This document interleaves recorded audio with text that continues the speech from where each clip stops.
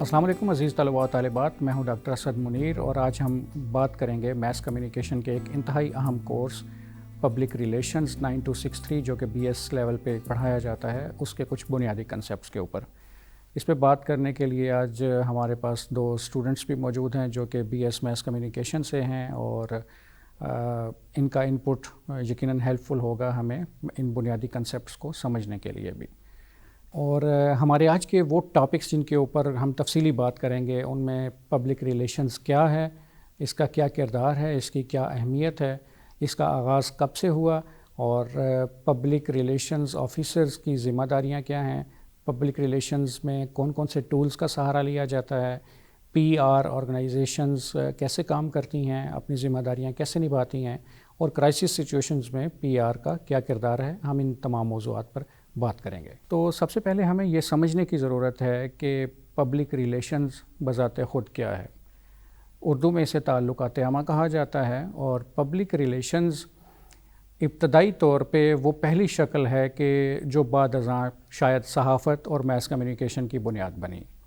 Mass communication کا یہ جو کورس ہے پبلک ریلیشنز، اس کے اوپر ہم تفصیل کے ساتھ آنے والے پروگراموں کے اندر بات کریں گے، لیکن آج ہم اس کے انتہائی بنیادی کنسیپٹس کو سمجھنے کی کوشش کریں گے۔ تو سب سے پہلے ہم یہ سمجھنے کی کوشش کرتے ہیں کہ پبلک ریلیشنز کیا ہے۔ اس کے بارے میں مختلف اسکالرز کی ڈیفینیشنز موجود ہیں، اور آج ہم ایک یا دو ڈیفینیشنز کو لے کر اس کنسیپٹ کو ایلیبوریٹ کرنے کی کوشش کرتے ہیں۔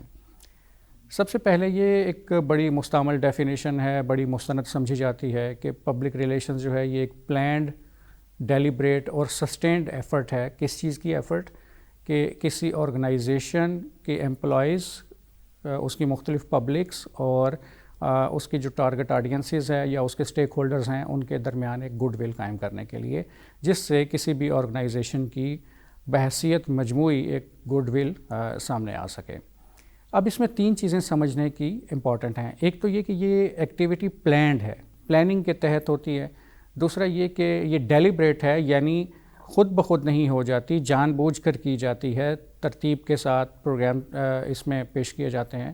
اور تیسرا یہ کہ یہ سسٹینڈ ہے، کہ یہ over the period of time چلتی رہتی ہے، ایک مرتبہ کی ایکٹیویٹی نہیں ہے، اس کو بارہا دہرانا اور مسلسل کیے جانا ضروری ہے تاکہ کسی بھی آرگنائزیشن کی گڈ ول قائم ہو سکے۔ سر یہ بتائیے گا کہ پی آر کا آغاز کب ہوا اور اس کی مختصر تعریف کیسے کی جا سکتی ہے؟ پی آر کے آغاز کے بارے میں کوئی بہت حتمی ڈیٹا تو موجود نہیں ہے، لیکن جو چند کتابیں ہمارے پاس موجود ہیں ابتدائی مصنفین میں آئی وی لی کا نام ہمیں دکھائی دیتا ہے، اور یہ غالباً وہ ٹائم پیریڈ تھا جو کہ 19ویں صدی کا آغاز تھا یا 18ویں صدی کا اختتام تھا تقریباً۔ تو اس ٹائم پیریڈ کے اندر ہمیں پبلک ریلیشنز کے اوپر کام دکھائی دیتا ہے، اور یہ غالباً وہی ٹائم ہے کہ جس وقت دنیا بھر میں انڈسٹریل ریولوشن کا آغاز ہوا، بڑی بڑی فرمز، بڑی بڑی تنظیمیں وجود میں آئیں، ملٹی نیشنل کارپوریشنز جنم لینے لگے، اور پھر انہیں اپنی پروڈکٹس کو یا سروسز کو دنیا بھر میں بھیجنے کے لیے، پاپولر کرنے کے لیے، متعارف کروانے کے لیے بہت سارے پی آر ٹیکٹکس کی ضرورت پڑی، جس میں ایڈورٹائزنگ تھی، پبلسٹی تھی، اور یوں ہم دیکھتے ہیں کہ بہت جلد اس کام کے لیے اسپیشلائزڈ شعبے وجود میں آنے لگے کہ جو ان فرمز کی پروڈکٹس یا سروسز کو متعارف کروانے کے لیے اپنی خدمات فراہم کرتے تھے، ان کی پروڈکٹس یا سروسز کو ان کے اوپر اشتہارات بناتے تھے اور گلی گلی ان کی کیمپین کرتے تھے۔ سر پبلک ریلیشنز جو ہے یہ تعلقات عامہ ہے، اس میں پبلسٹی اور پروپوگنڈا کیا ہے؟ یہ بڑے ریلیونٹ کنسیپٹس ہیں۔ اس کے ساتھ پبلسٹی یہ ہے کہ جب کوئی آرگنائزیشن یا اس کا پی آر او سے مراد ہے پبلک ریلیشنز آفیسر، کہ جو یہ وہ شخص ہوتا ہے جو اس آرگنائزیشن کے لیے پی آر کا کام انجام دے رہا ہوتا ہے۔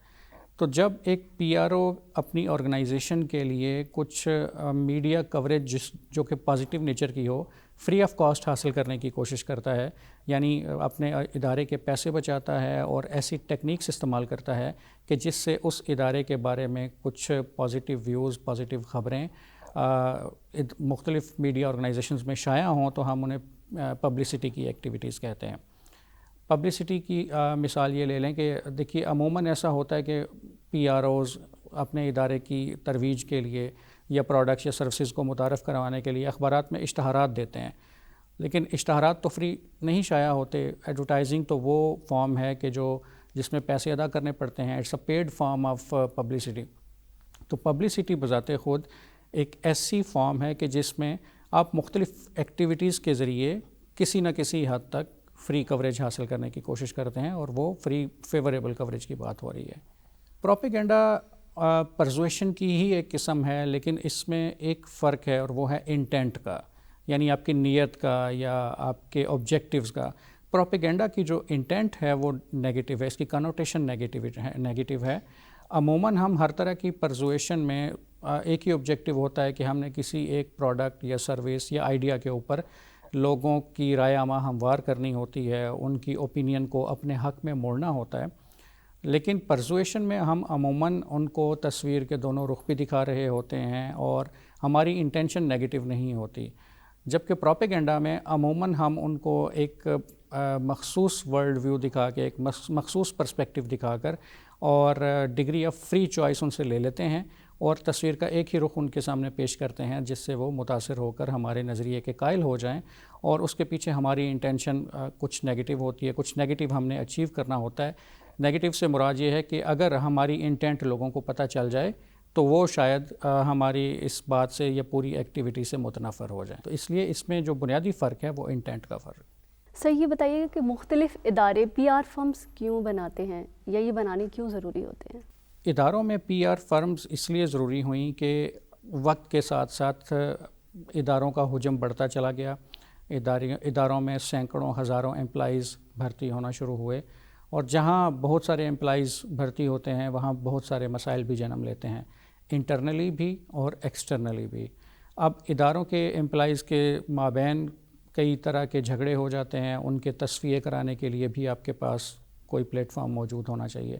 اسی طرح ایک ادارے کو مختلف اداروں کے ساتھ ڈیل کرنی ہوتی ہے, طرح طرح کی ڈیل ہے. اس ادارے کو کوئی سپلائیز چاہیے, اس ادارے نے اپنی کچھ چیزیں لوگوں تک پہنچانی ہیں, متعارف کروانی ہیں, اور ایک ادارے کے دیگر اداروں کے ساتھ بہت سارے تعلقات ہوتے ہیں. ان تعلقات کو مینیج کرنے کے لیے بھی آپ کو پی آر ڈپارٹمنٹس کی یا پی آر پرسنلز کی ضرورت ہوتی ہے. جیسے کوئی آرگنائزیشن ہے فرض کر لیں, اور اس کو بہرحال میڈیا ہینڈلنگ کرنی پڑتی ہے. اس آرگنائزیشن کو بہت ساری دیگر سروسز یا پروڈکٹس اپنے دیگر سورسز سے حاصل کرنی پڑتی ہیں. مثلاً ایک ادارہ ہے, ایک فیکٹری ہے جو کوئی فرض کر لیں کہ شوز بناتی ہے. اب شوز بنانے والی فیکٹری کو را میٹیریل بھی تو کہیں سے چاہیے, پھر اس کے بعد اپنی پروڈکٹس کو مارکیٹ میں متعارف کرانے کے لیے بھی انہیں مختلف امپلائیز کی سیکشنز کی ضرورت ہوتی ہے. تو ان کے درمیان کوارڈینیشن رکھنے کے لیے پی آر ڈپارٹمنٹ ایک بہت بنیادی کردار ادا کرتا ہے. اس کے علاوہ امپلائیز کا جو ادارے کی ٹاپ مینجمنٹ کے ساتھ تعلق ہے, اس تعلق کو بھی مینٹین رکھنے اور سسٹین رکھنے کے لیے پی آر اوز کی ذمہ داریاں بہت اہم ہیں. سر یہ بتائیے گا کہ پی آر میں پبلک کی بات تو کی جاتی ہے, لیکن پبلک میں یہ کون سے لوگ آتے ہیں؟ بہت اچھا سوال ہے. پبلک سے مراد یہاں پہ دو طرح کی پبلک لی جاتی ہے. ایک کو ہم انٹرنل پبلک کہتے ہیں اور ایک کو ایکسٹرنل پبلک کہتے ہیں.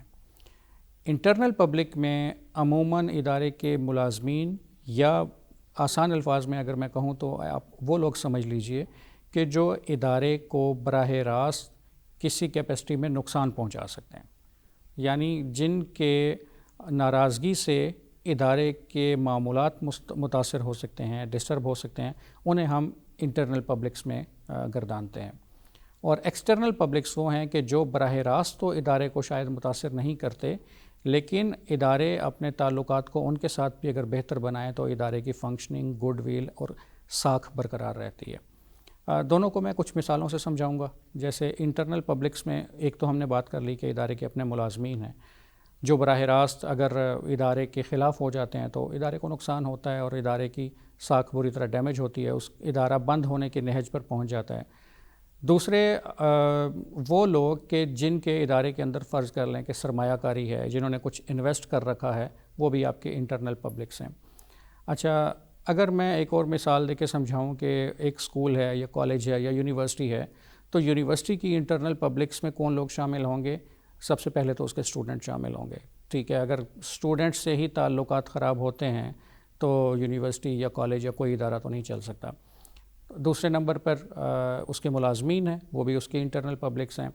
اس کے بعد پاکستانی سیٹنگ میں اگر ہم دیکھیں تو یہاں جو اسٹوڈنٹس کے والدین ہیں، جو پیرنٹس ہیں، وہ بھی انٹرنل پبلک کے اندر آتے ہیں، کیونکہ یہاں اسٹوڈنٹس کی اسکولنگ میں ان کے پیرنٹس کا براہ راست کردار ہوتا ہے نا، اور انہوں نے فنڈ کرنا ہوتا ہے، انہوں نے ان کی اسٹڈیز کو سپورٹ کرنا ہوتا ہے. تو پیرنٹس کی بھی اگر ادارے کے ساتھ کوئی ناراضگی ہے تو ہم تب بھی ادارہ اپنا جسے کہتے ہیں وہ اسموتھ سیلنگ برقرار نہیں رکھ سکتا. تو یہ وہ لوگ ہوں گے کہ جو ادارے کے انٹرنل پبلکس ہیں. اس کے علاوہ گورنمنٹ، اگر آپ ادارہ گورنمنٹ کا ہے تو ظاہر ہے گورنمنٹ یا منسٹری آف ایجوکیشن یہ براہ راست اس کی انٹرنل پبلک میں آئے گی. اس کے علاوہ بسا اوقات کچھ ایسی ایکسٹرنل پبلکس ہوتی ہیں جو کسی ایک سچویشن کے اندر، کسی کرائسس سچویشن کے اندر ہوتی تو وہ ایکسٹرنل پبلکس ہیں، لیکن اس وقت وہ اس کی انٹرنل پبلکس کا روپ اختیار کر لیتی ہیں. تو ایک اچھا پی آر او سمجھداری سے ڈٹرمن کرتا ہے کہ کب، کس وقت، کس پبلک کو کیسے ایڈریس کرنا ہے. اب بات کرتے ہیں ایکسٹرنل پبلکس کی. تو ایکسٹرنل پبلکس میں وہ ملازمین یا وہ سٹیک ہولڈرز یا وہ لوگ شامل ہیں جو ادارے کے ساتھ وابستہ تو ہیں، لیکن وہ براہ راست ادارے کو متاثر نہیں کرتے یا براہ راست ادارے کی فنکشننگ کو خراب نہیں کر سکتے. جیسے اگر میں پہلے والی مثال پہ آؤں کہ ایک یونیورسٹی ہے، تو یونیورسٹی میں اس کی ایکسٹرنل پبلکس میں کون لوگ ہوں گے؟ سپلائرز ہوں گے جو یونیورسٹی کو مختلف طرح کا ایکوپمنٹ سپلائی کرتے ہیں.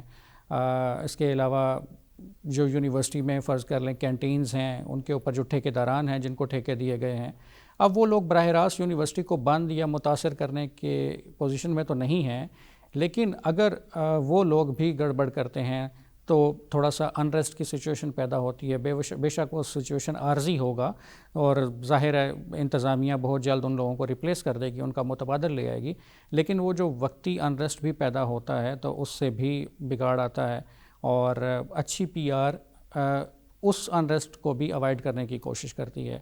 تو اسی طریقے سے میڈیا ہے. اگر ہم میڈیا کی بات کریں تو میڈیا عموماً تو ایکسٹرنل پبلکس کے اندر ہوتا ہے، لیکن جب کبھی کرائسس سچویشن بنتی ہے، ادارے کے اندر کوئی ایسی صورتحال سامنے آتی ہے، تو عموماً ہم یہ دیکھتے ہیں کہ اس وقت میڈیا انٹرنل پبلک کا روپ اختیار کر لیتا ہے، اس لیے کہ میڈیا اپنے طور پہ دعویٰ کرتا ہے کہ ہم عوام کے ریپریزنٹیٹیو ہیں، اور اب ہم یہاں پر پبلکس کی آواز بن کر آپ تک پہنچے ہیں، انٹرنل پبلکس کی بھی اور ایکسٹرنل پبلکس کی بھی. تو میڈیا کی اپنی سچویشن بسا اوقات ایکسٹرنل پبلک سے نکل کے پھر انٹرنل پبلک کا درجہ اختیار کر لیتی ہے.